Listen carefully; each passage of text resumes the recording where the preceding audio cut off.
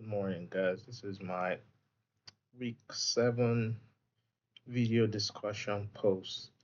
And first question is, what are some of the forms of privilege that have helped you in your life?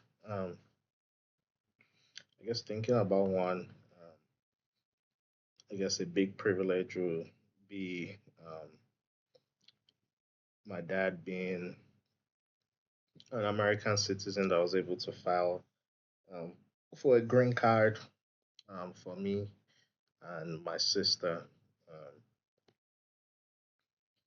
I guess that's a big form of privilege because a lot of students from Nigeria usually come in like on student visas, and then a lot of like restrictions that come with student visas where you can only work a limited amount of time, and then people struggle like being able to manage bills and stuff because they can't work.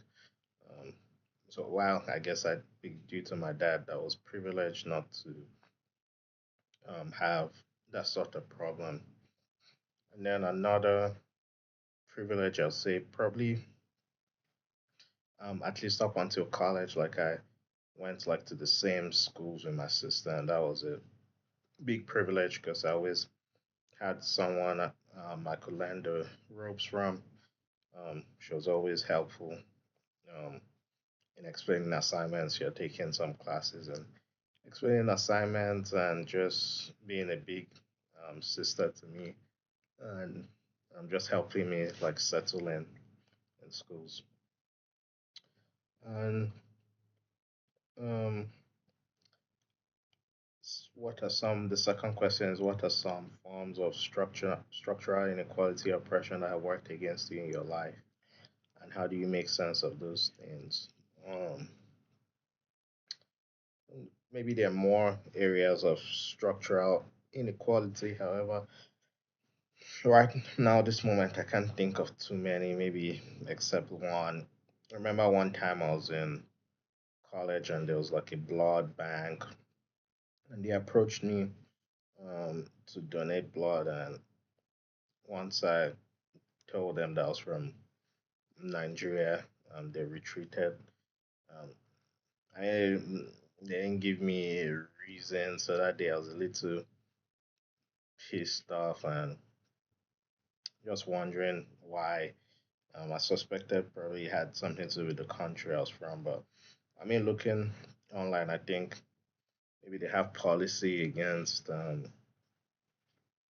like students from countries that I guess have this higher malaria rates and stuff, and probably that was like one of the considerations.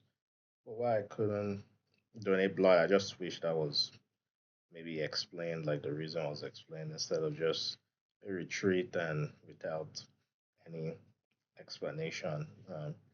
I mean, at that sense, and like straight up, like in my head, so it was more of like I'd been discriminated against. But later on, doing some like readings and stuff, I highly suspect um, the reason was um, maybe due to I guess like the malaria rates and whatever else that has to do with blood donation.